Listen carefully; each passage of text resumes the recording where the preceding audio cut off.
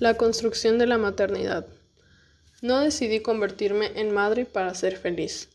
De haber considerado siquiera esta posibilidad, no solo habría una decisión absolutamente egoísta, sino también inútil, pues los ramalazos de la maternidad son acaso los más ingratos y malagradecidos.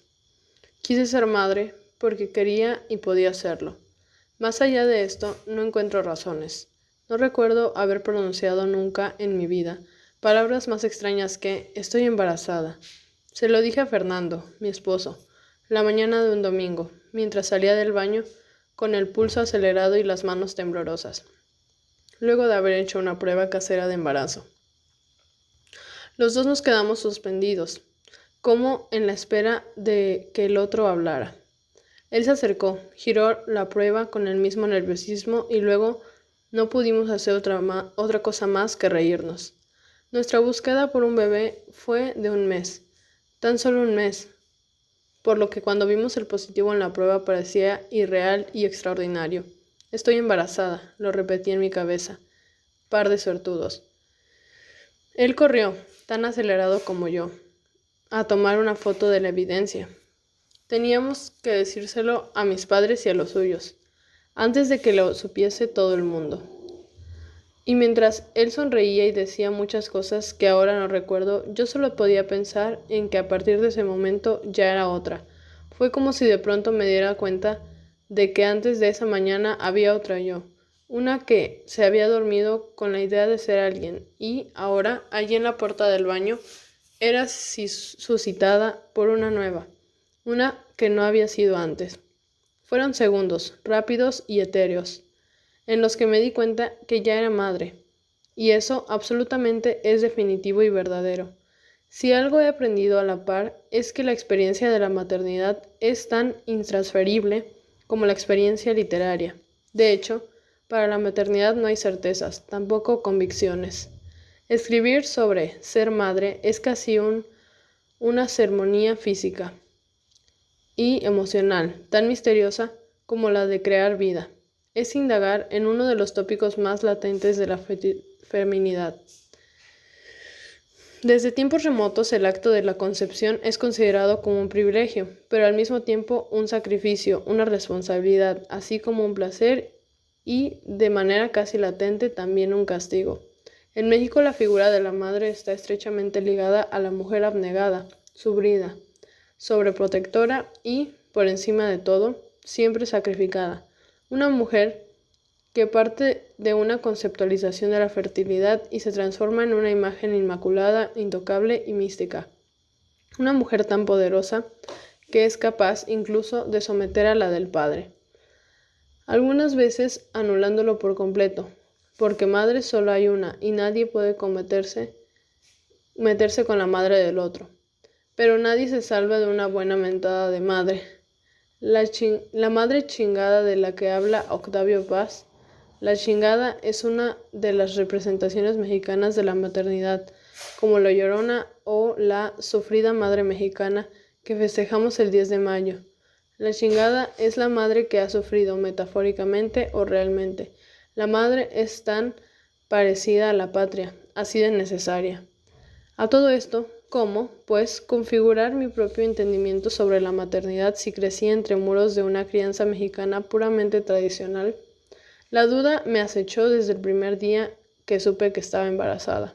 Por supuesto, nací de una sola mujer, mi madre, pero en mi crianza también estuvo involucrada mi abuela. Quedé a su cuidado cuando solo tenía 40 días de nacida, pues mis dos padres debieron regresar a sus respectivos trabajos. Era el final de los años 80 y mi madre ya pertenecía a esa generación de mujeres que trabajaba a la par que los hombres. Se acercaba una inminente crisis económica en el país y no mejoraba el panorama en el mundo respecto a la Guerra Fría. El amor de mi abuela fue absoluto, lo mismo que su cuidado. Crecí llamándola mami y en los festivales del Día de las Madres siempre me arreglaba para preparar 2 regalos. Y aunque entre mi abuela y mi madre hay un vínculo de madre e hija, también, ambas son totalmente distintas. Me acostumbré a eso. Sabía muy bien que con mi abuela debía comportarme un poco mejor, mientras que mi madre era más bien permisiva y consentidora. Quizá por el poco tiempo que pasábamos juntas, ella quería aprovecharlo. Lo cierto es que gocé de esta ventaja durante toda mi crianza. Sé que tuve mucha suerte, fui criada por dos mujeres que me aman incondicionalmente.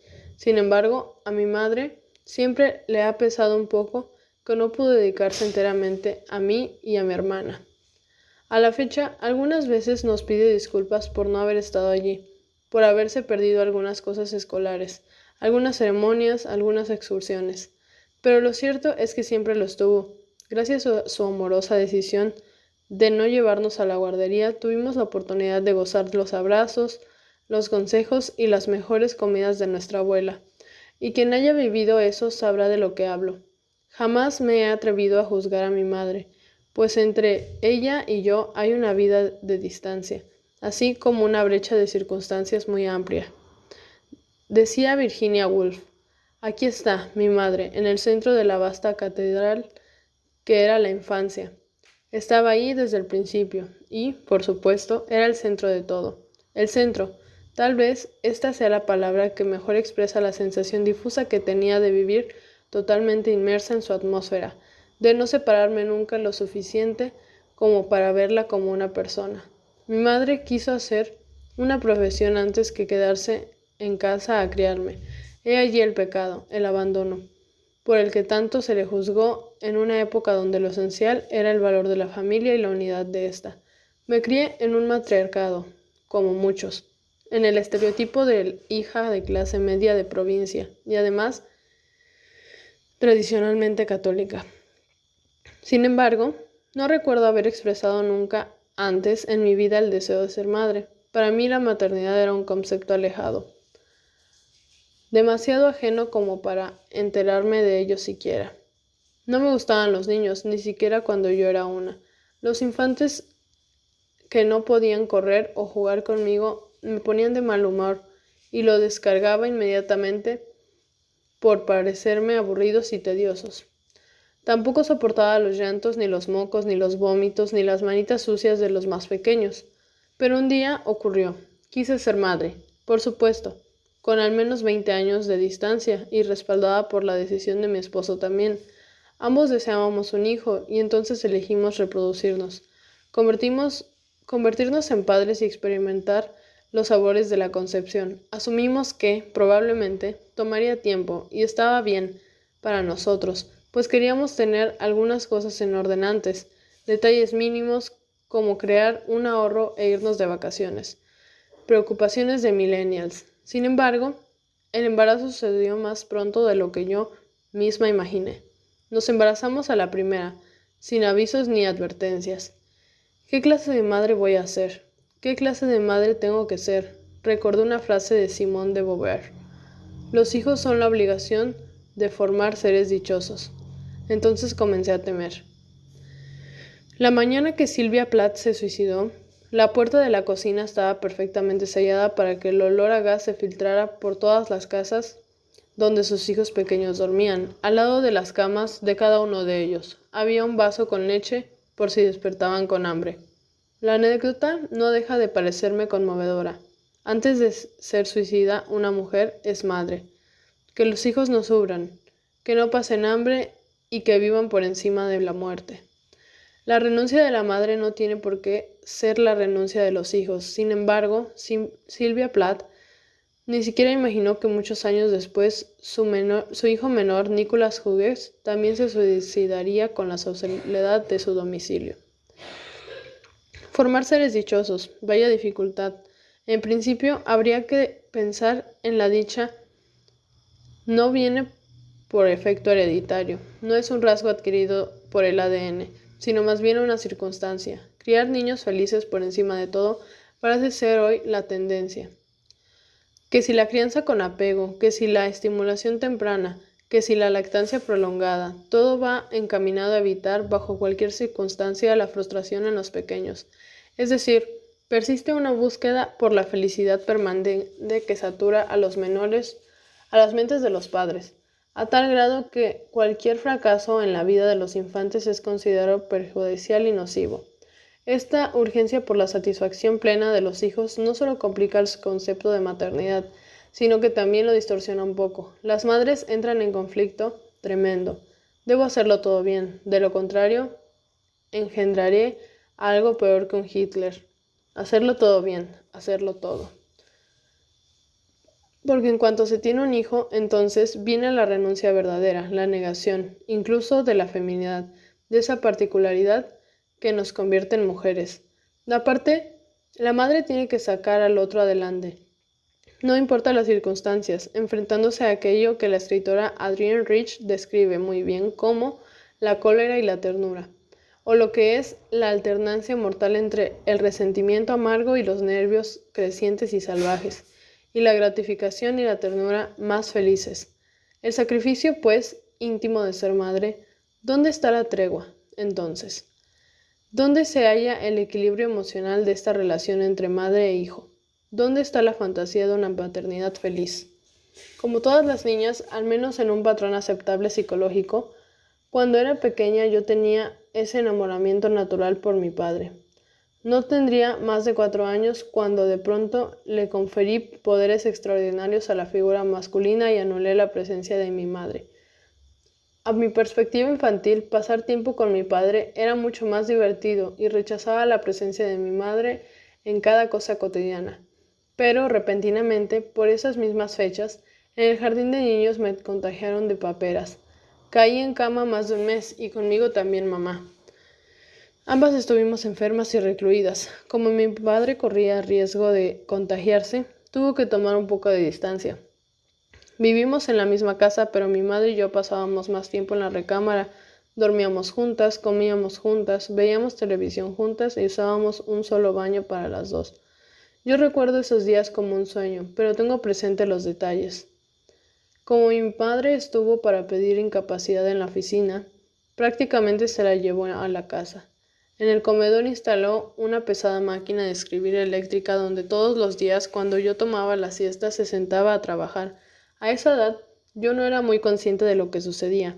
Era incapaz de entender que ambas sufríamos los dolores y achaques de la enfermedad de la misma manera.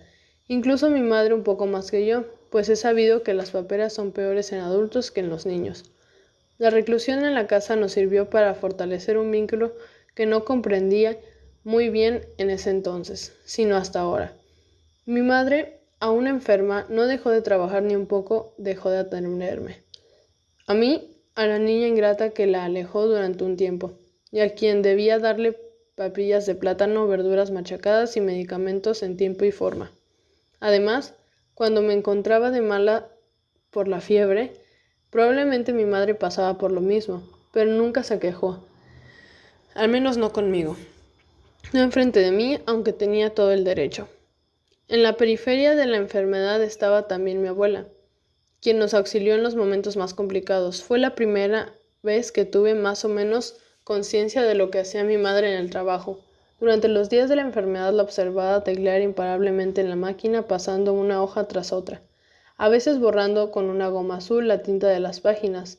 El sonido de las teclas y del carro con el rodillo de la máquina cuando se acababa un renglón, poco a poco comenzaron a hacerse familiares para mí. Entonces me interesé por lo que ella hacía. Algunas veces me sentaba en su regazo y le pedía que me dejara aplastar alguna tecla, aunque solo fuese una.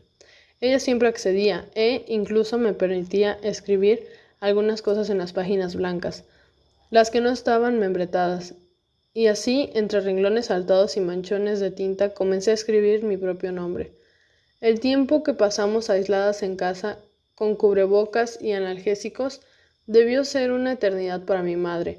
Ella apenas se daba descansos de la pesada máquina para recostarse en la cama. Evidentemente, yo empecé a mejorar mucho antes que ella, pero no pude regresar al colegio hasta que pasó la cuarentena. Pienso que fue la primera vez, ni la única vez en que mi madre se sintió enferma, frustrada, con ganas de decir ya basta, renuncio, ya no quiero ser madre. Pienso que hubo más momentos en los que probablemente se cuestionó qué habría sido de su vida si yo no hubiese llegado inesperadamente en el primer año de su matrimonio. La propia maternidad no ha remitido a la infancia, a esa estancia breve en la que se tienen muchas certezas, pero incluso se sabe mucho más de uno mismo que en cualquier otro momento. Los miedos, los caprichos, el ensimismamiento en el que viví de niña vuelven a mí como un desafío. Tengo que mirarlos y no esquivar el rostro. Tengo que hacerme cargo de ellos y no evadirlos. Mi madre y mi infancia, ambas imágenes se perpetúan en mi memoria. Ahora puedo ver a mi madre como una mujer, puedo entender sus renuncias, los privilegios y comodidades que perdió al darme la vida, y al mismo tiempo confirmar que yo pronto comenzaré con las mías. Intento ver los resquicios, las fisuras de ese amor que me une a ella, y así como contemplar los errores. Algunas veces me atemoriza la sola idea del sufrimiento maternal. Me pregunto muchas veces si seré capaz de soportarlo, si podré bregar con la vida siendo una madre. ¿Cómo seguir siendo yo? ¿Cómo defender mi espacio? ¿Cómo darle paso al instinto maternal sin dejarse devorar por el egoísmo o, pero ahora aún, por la persistente sensación de desdicha? Tal vez nunca se podrá hablar de una verdadera vocación de madre. Todavía hace unos meses yo no sabía que tenía una, hasta que descubrí embarazada. Entonces todo cambió. De pronto sentí que cada una de mis acciones tendría resonancia en el destino de otro ser humano. Nunca me había sentido con tanta responsabilidad ni tan asustada. Miraba a mi esposo, quien tan contento y jovial disfrutaba de la primera etapa del embarazo igual que se disfruta un espectáculo en el que solo es el público. Mientras que acá, de este lado, todo ocurría de una forma real y vigorosa. Mis caderas ensanchadas, mis pechos que dolían como si fuesen atravesados por dos pernos, la salivación nauseabunda cada vez que mi nariz llegaba a un olor que no soportaba, el insomnio sustitutivo a veces por la irresistible sensación de un sueño de plomo, el aumento súbito de peso y la hinchazón de los pies, todo ocurre en mí. Allí estaban los primeros cimientos de la construcción de mi propia maternidad. Allí estaba el silencio, la renuncia familiar de la mujer que pese a la pesadumbre sigue, lucha y resiste el camino. Era el sufrimiento primigenio que me saludaba y me abrazaba como una especie de felicitación, como diciéndome, enhorabuena, ya eres una madre. Pero también estaba el gozo. Podría sentir ese en mi cuerpo, en lo más recóndito de mí, el deleite insondable de crear vida. Mi vientre llevaba las reminiscencias del placer, el triunfo de la experiencia amatoria concretada en una experiencia vital. Me sentía capaz de todo, pues mi cuerpo lo estaba haciendo todo. Encontré la ambivalencia de la angustia y el goce. Fue como mirar por encima de la oscuridad incluso del dolor. Asumir mi genitalidad no solo como una parte de la sexualidad, sino también como punto de partida para la creación de constelaciones.